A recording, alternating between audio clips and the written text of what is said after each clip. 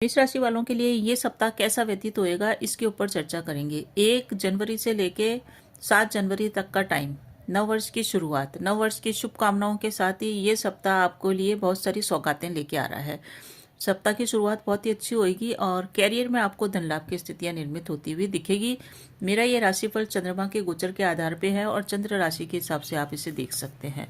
सप्ताह की शुरुआत में चंद्रमा की बात करें तो 1 और 2 तारीख को चंद्रमा चलेंगे सिंह राशि में। सिंह राशि पड़ती है आपके 5वें घर में। 5वां घर होता है हमारी संतान का, हमारी शिक्षा का और हमारे लव एंड रिलेशनशिप का।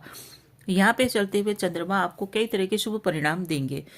संतान से रिलेटेड सारे काम बनने वाले हैं। संतान का के साथ आपका तालमेल अच्छा बैठेगा और संतान की उन्नति ये सप्ताह दिखा रहा है।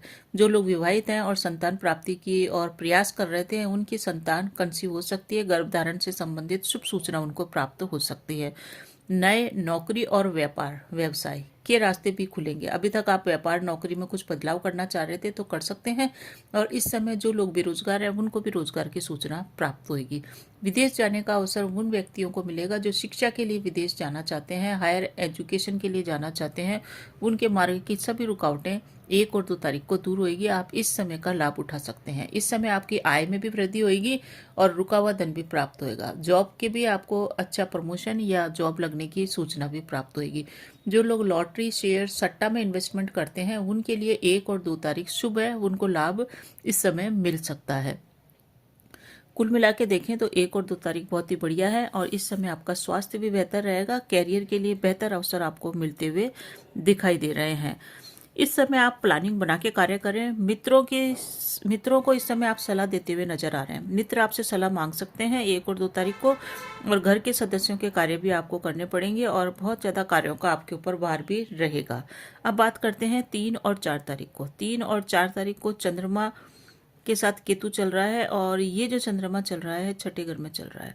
तो थोड़े से आपको मतभेद और विवाद से सप्ताह के मध्य में बचना चाहिए। सप्ताह के मध्य में हालांकि आपको कोई खुशखबरी या विजयश्री भी इस समय प्राप्त होगी, जो सप्ताह के आखिर में प्राप्त होगी, परंतु उसकी शुरुआत 3-4 तारीख के ही बन जाएगी।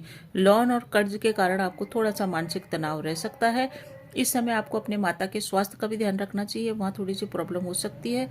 संपत्ति और वाहन, इसके ऊपर आप या तो आप खरीदेंगे या इनके सुधार या इनके मेंटेनेंस पे आपका बड़ा खर्चा हो सकता है, तो जरूरत से ज़्यादा खर्चा करने से आप बचें।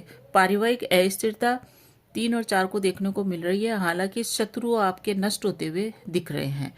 तो ठीक है, आपको व्यक्तिगत सफलता तो इस समय मिल ही रही है। अब बात करते हैं 5 और 6 तारीख की और 7 तारीख की। तो ये जो समय है, इस समय चंद्रमा चलेंगे आपके तुला राशि के अंदर। तुला राशि में चंद्रमा चल रहे हैं तो तुला राशि का जो चंद्रमा होता है वो आपको प्रेम विवाह में सफलता दिलाता है। अगर आप प्रेम विवाह करना चाह रहे थे तो प्रेम विवाह के योग प्रबल रूप से बने हुए हैं। समय आपका सुधरता हुआ इस समय दिखाई दे रहा है।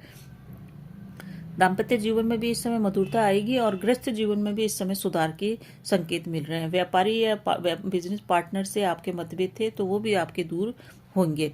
इस समय लाइफ पार्टनर से आपको सहयोग मिलेगा, लाइफ पार्टनर की उन्नति होगी। लाइफ पार्टनर के माध्यम से अगर आप इन्वेस्टमेंट करते हैं तो वहाँ भी फायदा होगा। कुल मिला के देखें तो जीवन साथी से संबंधित सुखों में वृद्धि होगी और सपोर्ट में वृद्धि होगी। भूमि, भवन और मकान का सुख भी आपको प्राप्त होएगा। साथ ही साथ इस समय आपके विरोधी भी आपसे दूर चले जाएंगे। व्यापारिक पार्टनर, व्यापार में कोई भी आपके कॉम्पिटिटर थे तो वो आपसे दूर जाएंगे, यानी कि आपकी विजय इस समय होती हुई दिखाई दे रही है और आपकी ग्रोथ भी इस समय होगी सप्ताह के अंत में। ये सप्ताह बहुत ही बढ़िया है। आपको अब क्या सावधानियां रखनी है इस सप्ताह, इसकी बात कर लेते हैं। इस सप्ताह में आपको सर्दी जुकाम से बच के रहना है। साथ ही साथ नौकरी और व्यवसाय में कोई भी बदलाव कर रहे हैं तो जल्दबाजी से बचें। हालांकि आपकी यात्रा भी इस समय होगी और यात्रा से आपको धन लाभ होएगा। यात्रा आपकी सुखद रहेगी और सप्ताह में आपको कुछ न कुछ अच्छी अच्छी खबरें सुनने को मिलती रहेगी। इस तरह का है पूरा ये सप्ताह। और घर में भी मंगल कार्य होगा, या तो कोई मंगल कार्य की भूमिका बनेगी या आप मंगल कार्य की भूमिका में या परिवार के सदस्यों के कार्यों में बिजी रहेंगे, या परिवार के लोग कोई आपको गिफ्ट में कुछ चीज दे दें, परिजन आपको कोई गिफ्ट में चीज दे दें, घर के साथ सज्जा का कोई सामान दे दे, जिसके कारण आप काफी एनर्जेटिक रहेंगे और आपको प्रसन्नता का अनुभव होगा। और आर्थिक स्थिति आपकी अच्छी है, रुपए पैसे की आपको कोई कमी नहीं है, इस कारण से आपके कोई परेशानी नहीं है। अब हम बात करते हैं उपाय की। इस सप्ताह का जो उपाय बता रही हूँ वो आप अवश्य ही करें, क्योंकि उस उपाय के माध्यम से आपको साल भर अच्छा रहेगा।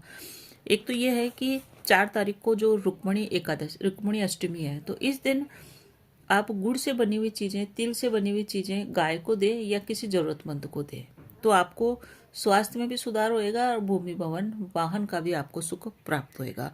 इस समय अगर आप चींटियों को मीठा कुछ देते हैं, पंजीरी बनाते हैं, आटे को जरा सा सेक करके या रात की रोटी के रोटी को थोड़ा सा पाउडर जैसा बना के उसमें बूरा मिला के अगर चींटियों को देते हैं, तो आपके जीवन में सुख शांति समृद्धि पूरे साल बनी रहेगी। क्योंकि रुक्मिणी एक अष्टमी को जो भी उपाय किए जाते हैं वो पूरे साल में हमको फलीभूत होते हुए दिख रहे हैं। इस उपाय को करने से आपके घर का वातावरण भी बढ़िया रहेगा।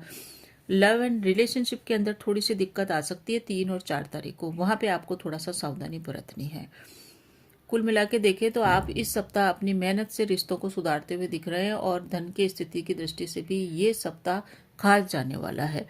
इस सप्ताह सभी मेष राशि वाले एक चीज का विशेष करके ध्यान रखें कि 7 तारीख को सफला एकादशी व्रत है। तो 7 तारीख को आप 2 चीजों का काम करें। एक तो आप चावल का सेवन करने से बचें, क्योंकि जो भी व्यक्ति एकादशी के दिन चावल का सेवन करता है उसको विष्णु और माँ लक्ष्मी दोनों की कृपा प्राप्त होनी बंद हो जाती है। तो इस दिन आप भगवान विष्णु के विष्णु सहस्त्र नाम का जाप आप अवश्य ही करें। साल भर का ये उपाय है। हर महीने में 2 बार एकादशी आती है, आप विष्णु सहस्त्र नाम का पाठ करें।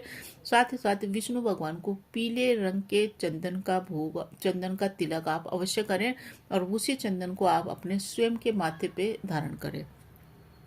इससे आपको गुरु के शुभ परिणाम प्राप्त होंगे, क्योंकि गुरु आपके अभी फेवरेबल चल रहे हैं और आपके द्वारा कही गई बातें इस समय सच साबित हो सकती है। तो जो भी अच्छा बोलना है आप बोलें, आपकी बातें सही साबित हो जाएगी। तो ये था राशिफल।